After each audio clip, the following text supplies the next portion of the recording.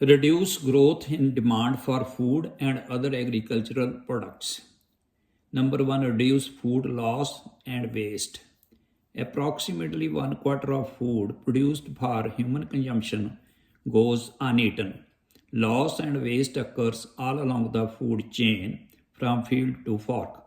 Reducing food loss and waste by 25% by 2050 would close the food gap by 12%, the land gap by 27%, and the GHG greenhouse gases mitigation cap by 15%.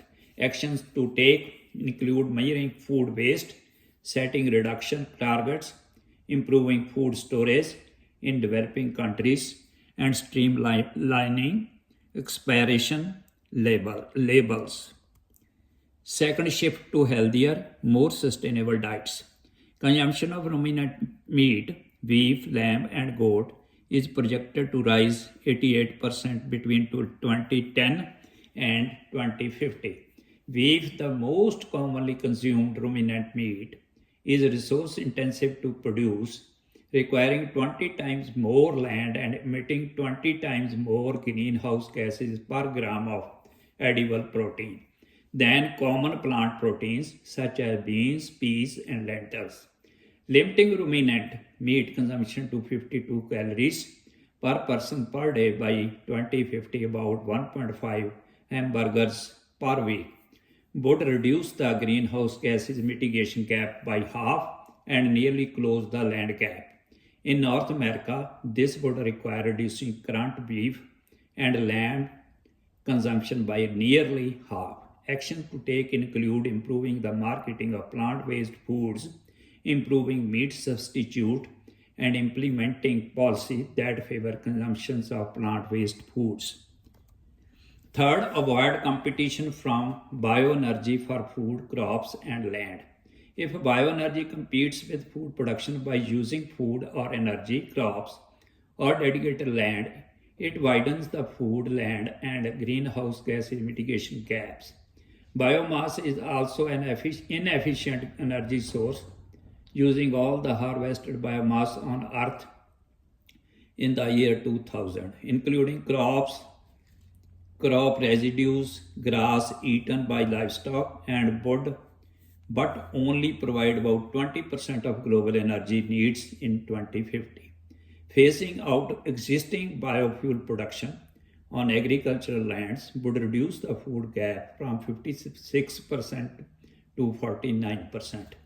Action to take include eliminating biofuel subsidies and not treating bioenergy as carbon neutral in renewable energy policies and greenhouse gas trading programs. Fourth, achieve replacement level fertility rates. The food gap is mostly driven by population growth, of which half is expected to occur in Africa and one third in Asia. Most of the world is close to achieving replacement level fertility by 2050, 2.1 children per woman. Sub-Saharan Africa is the exception, with a current fertility rate above 5 children per woman and a projected rate of 3.2 in 2050.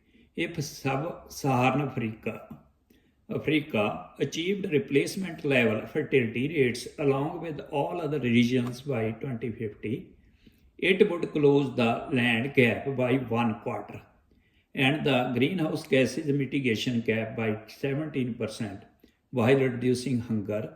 Actions to take include achieving the three forms of social progress that have led all others to voluntarily reduce fertility rates, increasing educational opportunities for girls, expanding access to reproductive health services, and reducing infant and child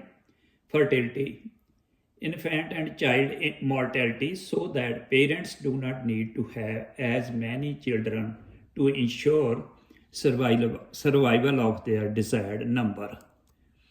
Increase food production without expanding agricultural land. Increase livestock and pasture productivity. Livestock production per hectare varies significantly from country to country and is lowest in the tropics, given that demand for animal-based foods is projected to grow by 70% by 2050 and that pasture land accounts for two-thirds of agricultural land use. Boosting pasture productivity is an important solution. A 25% faster a 25% faster increase in the output of meat and milk per hectare of pasture between 2010 and 2050 could close the land gap by 20% and the greenhouse gas mitigation gap by 11%. Actions farmer can take include improving fertilization of pasture, feed quality and veterinary care, raising improved animal breeds, and employing rotational grazing. Government can set productivity targets and support farmers with financial and technical assistance. Please subscribe, like, comment. Thank you.